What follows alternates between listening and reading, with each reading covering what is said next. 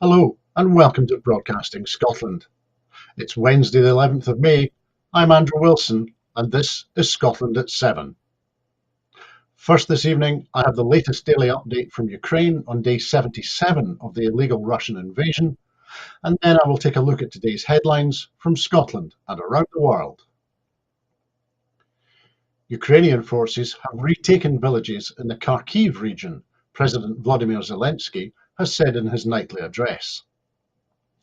The liberation of Cherkatsky Tishki, Russky Tishki, Borshchova and Slobozhansk could signal a new phase in the war, Zelensky said, while cautioning against expecting certain victories.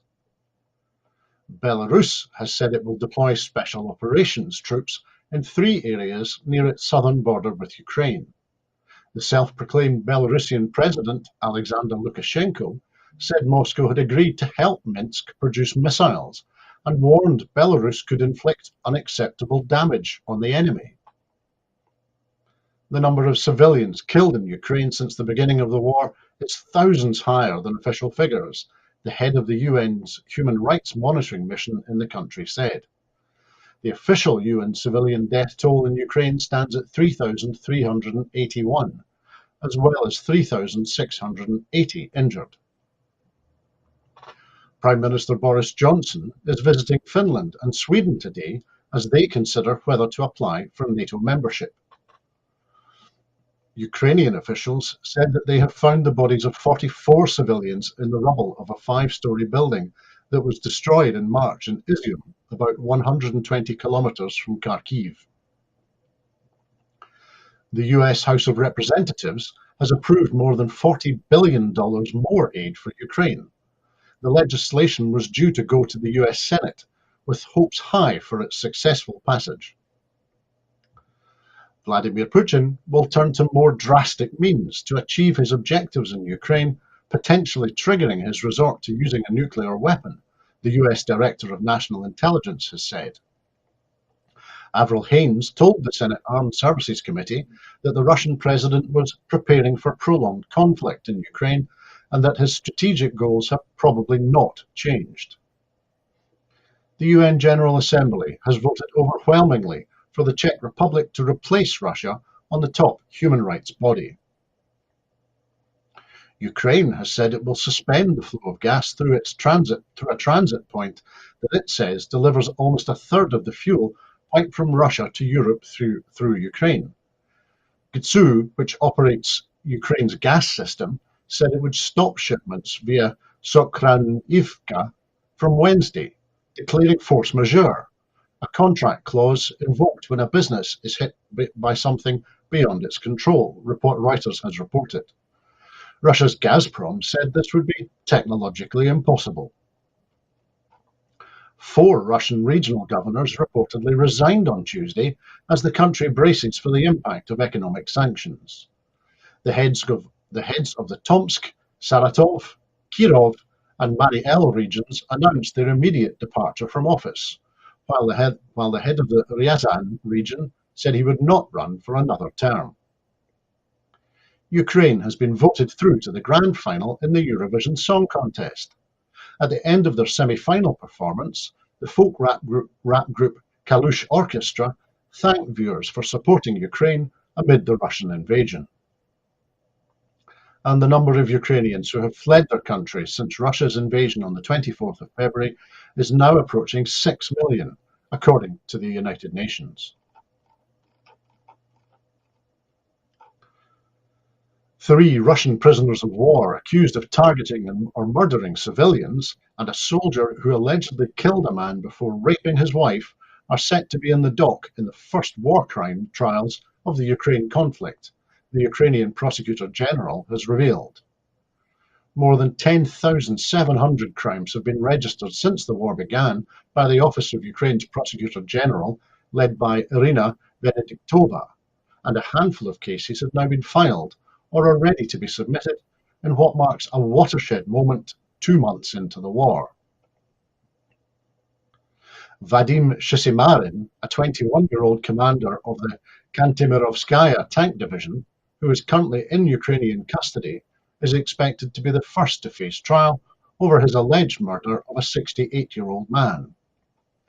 It is alleged Shytomarin, a sergeant, had been fighting in the Sumy region in northeast Ukraine when he killed a civilian on 18th of February in the village of Chupakivka. He is accused of driving a stolen car with 4 other soldiers as he sought to flee Ukrainian fighters, and then shooting dead the unarmed man on a bicycle as he was talking on his phone. He was ordered to kill the civilian so he would not report them to Ukrainian defenders, according to the prosecutors. The crime is said to have happened close to the victim's house and was committed using an AK-74. The case has this week been filed at a criminal court. He is here in Ukraine. We have him, said Benediktova, speaking from her heavily fortified headquarters in Kyiv. A spokesperson added, prosecutors and investigators of the SBU, that's the Ukrainian Secret Services, have collected enough evidence of his involvement in violation of the laws and customs of war combined with premeditated murder. For these actions, he faces 10 to 15 years in prison or life in prison. Separately, on the 24th of February, the day Vladimir Putin's special military operation was launched, it is alleged 2 Russian soldiers used a Soviet truck-mounted 122mm multiple rocket launcher and carried out artillery shelling of homes and civilian buildings in the village of Kozacha Lopan in the Kharkiv district. They also allegedly hit an educational institution in the city of Dergachiv, firing their missiles from Belgorod in Russia. The soldiers later crossed over the border of Ukraine and continued shelling targets in the Kharkiv region, it is claimed, but they were taken prisoner by Ukrainian forces and now await trial. Their case file, laying out the charges of breaking the laws and customs of war, has also been filed at a criminal procedural court in Ukraine, but names and photographs are yet to be issued. In a final case that is probably heading to be a trial in absentia, a soldier named as Mikhail Romanov, who has a large tattoo of a bear on his chest, is accused of breaking into a house in March in a village in the Bravarsky region, murdering a man and then repeatedly raping his wife, while threatening her and her underage child with violence and weapons. A second soldier also is alleged to have raped the 33-year-old woman who has a 4-year-old wee boy. The case is yet to be filed at court, but the prosecutor's office was able to provide a photograph from social media that has been used by the victim to identify the man who allegedly attacked her. Romanov's apparent partner was contacted for comment by a newspaper, but she did not respond to questions. Undocumented people who travel from Ukraine to the UK via Ireland could be considered for removal to Rwanda, a senior Home Office official has told MPs. During the same Select Committee hearing in Parliament today, a minister refused to say, under repeated questioning, whether Ukrainians who arrive in the UK across the Channel by boat could also be sent to the Central African country. These exchanges occurred at the Home Affairs Select Committee, where the minister, Tom Pursglove, was unable to point to any calculations that the government's relocation policy would reduce the number of people arriving in the UK in small boats. Conservative MPs have criticised Ireland's decision to lift all restrictions for refugees fleeing war, claiming it would create a backdoor to the UK, leaving the country vulnerable to potential criminal elements. It had been pointed out that the common travel area means that Ukrainians who do not pass British security checks or have been left waiting for visas to arrive could simply reach the UK by travelling to Northern Ireland from the Irish Republic and then getting a ferry to the UK. Stuart MacDonald MP, the SNP's Home Affairs spokesperson and a committee member, asked Dan Hobbs, the Director of Asylum, Protection and Enforcement, about Ukrainians crossing into Northern Ireland from Ireland. Are they within the scope of this policy or are they not, he asked. Hobbs replied, depending on the individual circumstances, they may not fall in the inadmissibility criteria. MacDonald said, you are leaving open the possibility that you can cross from Dublin to Belfast and conceivably end up in Rwanda. Earlier, Diana Johnson, the chair of the committee, asked Pursglove if Ukrainians who travelled to the UK by small boats would also be ruled inadmissible and therefore could be removed. Pursglove, who is the Minister for Justice and tackling illegal migration, replied, "There is absolutely no reason why any Ukrainian should be getting into a small boat and paying a people smuggler to get into the UK. The two safe and legal routes under which Ukrainian refugees can enter the UK, the Ukraine Family Scheme and the Homes for Ukraine scheme, have been beset with delays. The latest government data shows that 37,400 of 125,100 applicants have so far arrived in Britain." Under the scheme announced last month by the Home Secretary Priti Patel, the UK will pay for people seeking asylum who are deemed to have arrived illegally to be sent to Rwanda, where their claims may be processed. Documents released by the government on Monday show that the Rwandan government has managed to process a maximum of 307 asylum cases in a single year since 2016. Joanna Cherry MP, attending the session from the Joint Committee on Human Rights, asked Pursglove if he accepted reports by the US State Department, Amnesty International, and Human Rights Watch documenting unlawful and arbitrary killings, along with forced disappearances and torture by the Rwandan government. Pursglove said that overall Rwanda is a safe and secure country to use for resettlement, arguing that there were no systematic breaches of human rights obligations in the East African country.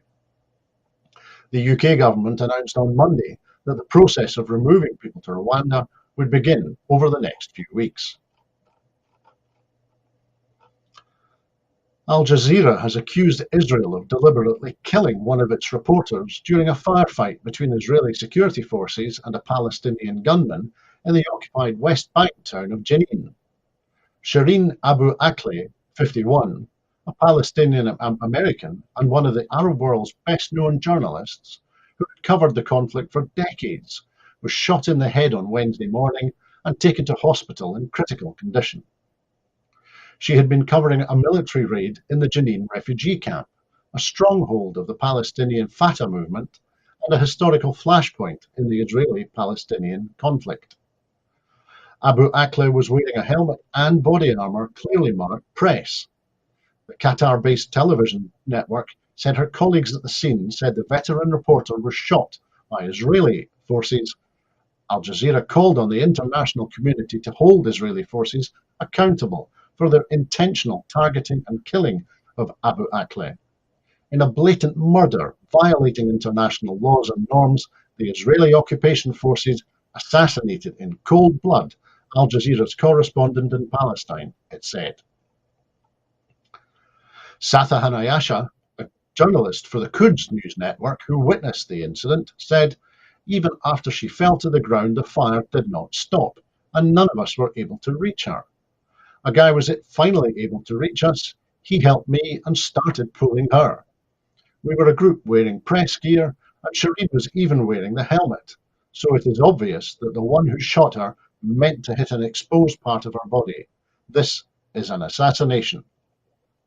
An Israeli military statement said its troops had shot back after coming under massive fire in Jenin, and that there is a possibility now being looked into that reporters were hit, possibly by shots fired by Palestinian gunmen.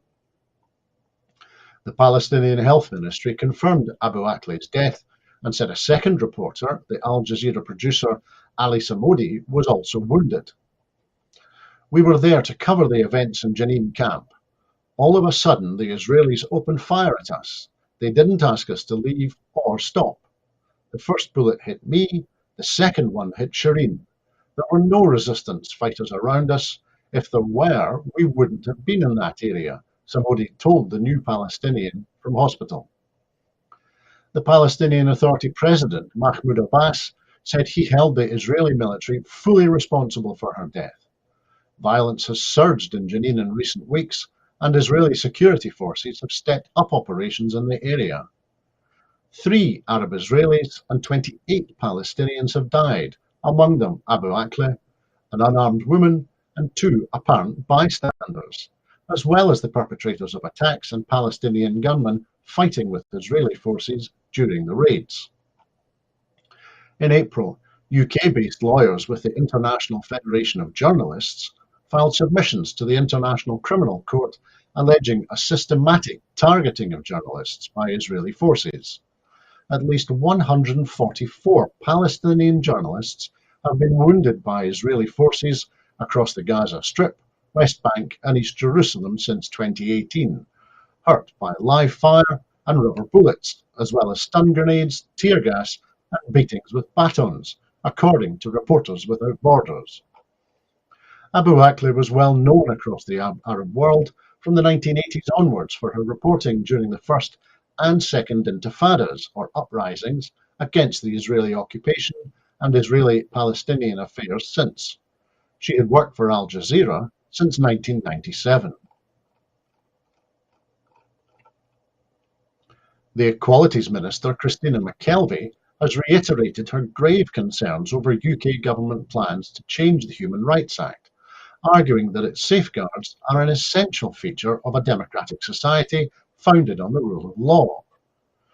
Responding to plans outlined in the Queen's speech to introduce a new Bill of Rights, Ms McKelvey also warned that the UK government risked interfering with the devolution settlement.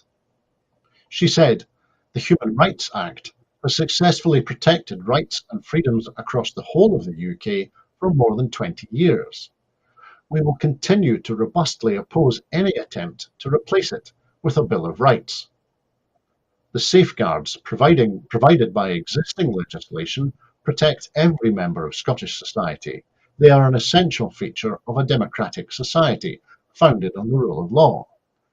These rights are also at the heart of the devolution settlement. Changes must not be made without the explicit consent of the Scottish Parliament." At the same time, she continued, the Scottish Government is showing human rights leadership by protecting and enhancing our rights and freedoms. Future Scottish legislation will extend human rights safeguards even further. Michael Gove has been accused of minimising the cost of living crisis after he ruled out an emergency budget and admitted the government would fail to meet its target of building 300,000 homes a year. The UK's Levelling Up Secretary said it would be patronising for him to intervene to advise people who were struggling to make ends meet and blamed the current squeeze on global inflation. The Queen's speech on Tuesday contained no significant measures to help people with the soaring cost of living, but Boris Johnson had promised there would be news of extra assistance in the coming days. However, Gove told Sky News there won't be an emergency budget. It is sometimes the case that the words from a Prime Minister or a Minister are overinterpreted. The Prime Minister is right. We will be saying more and doing more in order to help people with the cost of living challenge we face at the moment, but that doesn't amount to an emergency budget. It is part of the work of government. Pressed on his own responsibility for housing in England, Gove could not commit to the target of building 300,000 new homes a year by the middle of the decade. That's a Conservative manifesto pledge that was designed to reduce housing costs. He said it should not be about arithmetic, but partly about beauty, to ensure that people were happy to have development in their areas. And he said that the public would get a greater say over new housing. Gove also suggested that trying to reach a target of 300,000 would be a Procrustean bed. That's a reference to a Greek myth in which Procrustes tortures people until they fit into a bed.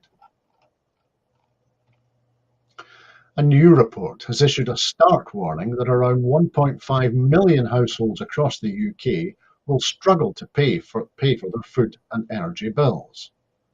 The report by the National Institute of Economic and Social Research also highlighted that more than 250,000 households will slide into destitution next year, pushing the total number in extreme poverty to around 1.2 million, unless the UK government takes serious action now. The SNP has warned the UK government against sitting on its hands over the devastating UK cost of living crisis. The SNP's Shadow Chancellor, Alison Thewliss MP, has frequently challenged the Chancellor to deliver an urgent package of measures to tackle the crisis. And the NIESR report has today said that Rishi Sunak should provide emergency support to cushion this income shock. Commenting, Alison Thewliss MP said, "The Queen's speech not only fell woefully short of what was needed to properly tackle the Tory-made cost of living crisis, it shamefully ignored it." The new report by the NIESR makes for grim reading, with stark warnings that 1.5 million households will struggle to pay for their food and energy bills, and around a further 250,000 households are at risk of sliding into destitution. Despite the growing warnings, the Prime Minister and Chancellor have turned their backs on families, she continued, struggling to make ends meet by repeatedly refusing to deliver an urgent package of measures to help lift the burden. Ms Thewliss added that people across Scotland are being forced to pay a heavy price for the cost of living with Westminster. It's clear that the only way to properly protect our interests and households is to become an independent country. Also during the Queen's Speech debate today, the Conservative MP for Ashfield in Nottinghamshire, Lee Anderson, argued that food banks are largely unnecessary because the main cause of food poverty is a lack of cooking skills. Anderson also said that nutritious meals could easily be cooked for 30p a time. Anderson began by inviting opposition MPs to visit an unnamed food bank in his constituency, where he says he helps out. And what we do at the food bank, we teach them how to cook cheap and nutritious meals on a budget. We can make a meal for about 30p a day, he then said. In response, Jack Monroe, the former food bank user, campaigner against poverty, writer and budget cooking expert, tweeted, "You can't cook meals from scratch with nothing. You can't buy cheap food with nothing. The issue is not skills, it's 12 years of Conservative cuts to social support."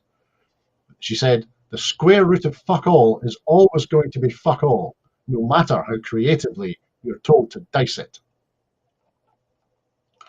Crime in Scotland is down 40% since 2006-2007 and is now at one of the lowest levels since records began in 1974. Figures from the Scottish Crime and Justice Survey also show that only 11.9% of people experienced crime in 2019-2020, compared with 20.4% in 2008-2009. It is also lower than the equivalent figures in England and Wales of 13.3%. The Scottish Government says that despite cuts from its central budget from Westminster, they have protected Scotland's police officers with around 32 officers per 10,000 population in Scotland, compared to around 23 in England and Wales. Scottish police officers are also the best paid in the UK, with a new constable in Scotland starting on £26,737, compared to only £21,654 in England. Commenting, the SNP MSP Audrey Nicholl said, "Throughout the SNP's time in government, it has taken tackling crime seriously and has made Scotland a safer place as a result." Not only has the Scottish Government cracked down on crime, but its approach has also meant that reoffending is at its lowest level in the last 22 years, proving that the smart justice approach is paying off in Scotland. She continued, "The figures compared to those in England show that the Tories' apparent tough-on-crime approach is failing, as incidences of crime are higher in Tory-run England than they are in Scotland." The European Union would likely move quickly to launch infringement procedures against the UK and suspend their trade agreement if Boris Johnson's government puts forward legislation to revoke its commitments over trade with Northern Ireland, a person familiar with the matter has said. As well as freezing the privileged access that UK companies have to the EU single market, the bloc would also halt talks over the status of Gibraltar, the person said, asking not to be identified from commenting on private discussions. The European Commission, the EU's executive arm in Brussels, would be responsible for recommending a course of action, while the final decision on the details and timing of any measures would need the backing of member states. The threat illustrates what's at stake after the UK Foreign Secretary Liz Truss had indicated that she is prepared to take unilateral steps unless a new agreement can be negotiated. A suspension of the trade deal would effectively mean the resurrection of the no-deal Brexit the protocol was meant to avoid. The European Commission would be responsible for recommending the course of action, while the final decision on the details and timing of any measures will need the backing of member states. Any EU decision to retaliate would lead to a cooling off period before tariffs, quotas and other barriers to trade between Britain and the EU kicked in. The EU could terminate the whole deal or target specific industries. The European Commission Vice President Maroš Šefčovič warned on Tuesday that the protocol is an international agreement and its renegotiation is not an option. He said the EU has worked tirelessly to propose solutions, including easing the flow of medicines into Northern Ireland. He is set to meet Truss again on Thursday. Last year, the EU paused the threat of legal action over separate breaches of the protocol to give the two sides space to negotiate. Tensions over the protocol are threatening the viability of the power-sharing government established by the 1998 Belfast peace deal. Under the model, the First Minister and Deputy First Minister of Northern Ireland have equal powers, and one cannot be in place without the other. Effectively, one must be a unionist and the other a nationalist. But now, the Democratic Unionist Party, which came second to the nationalists Sinn Féin in last week's Assembly elections, has said it won't nominate a Deputy First Minister until decisive action is taken over the Brexit deal. And the Scottish salmon industry has warned the UK government not to get into a trade war with the EU over the Northern Ireland Protocol. Salmon Scotland, which represents Scotland's farming industry, said its members export nearly two-thirds of their fish to the EU, worth £372 million a year. Salmon is Scotland's #1 food export. Plans to remove all income thresholds from Best Start foods by 2023-24 have been announced as part of the second Tackling Child Poverty Delivery Plan called Best Start Bright Futures. This will increase eligibility to all people in receipt of a qualifying benefit. As a result, an additional 30,000 people are expected to benefit from Best Start foods. Best Start Foods is delivered via a prepaid card and provides £18 every 4 weeks throughout pregnancy, £36 every 4 weeks from birth until a child turns 1, then £18 every 4 weeks from 1 until the child turns 3. The implementation of this change will be part of the successful delivery in the coming years of Scotland's significant wider benefits programme. The Minister for Social Security, Ben McPherson MSP, said, "Tackling child poverty is a national mission for us. We continue to take the necessary steps to reach the ambitious targets set out in our Tackling Child Poverty Delivery Plan. Social security is one of the main pillars of this plan and will help us to deliver support directly into the pockets of those families who need it the most." The cost of healthy food was already a pressure for parents and carers, and the cost of living increases are only making this more challenging, he continued.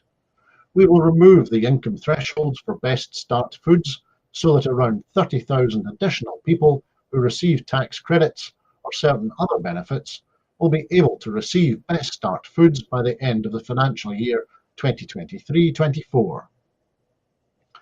Eligible families and carers can find out more and apply at mygov.scot/Best Start or by calling Social Security Scotland free on 0800 182 2222.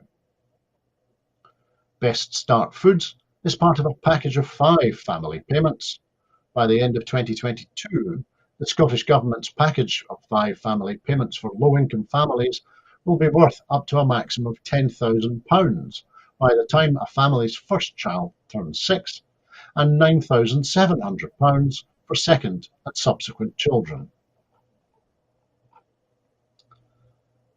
As part of its permitted development rights review, the Scottish Government is consulting on measures that would save applicants the time and expense of applying for planning permission for some types of development. Consultation proposals include outdoor restaurant seating could be permitted without a planning application under new proposals to support the hospitality industry, relaxing the need to seek planning permission for electric vehicle charging infrastructure in car parks or at filling stations, allowing a wider variety of changes of use for premises in city, town and local centres to promote more rapid adoption and adaptation to changing circumstances, and permitting conversion of buildings to small workspaces to support local innovation and entrepreneurship as part of the national strategy to transform the economy.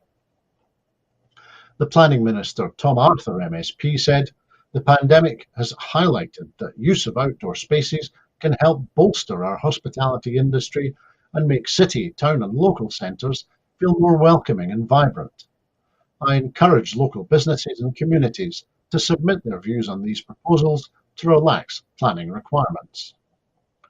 Extending permitted development rights to make changes in use easier will help to deliver our entrepreneurship ambitions by creating enterprising communities as set out in the National Strategy for Economic Transformation.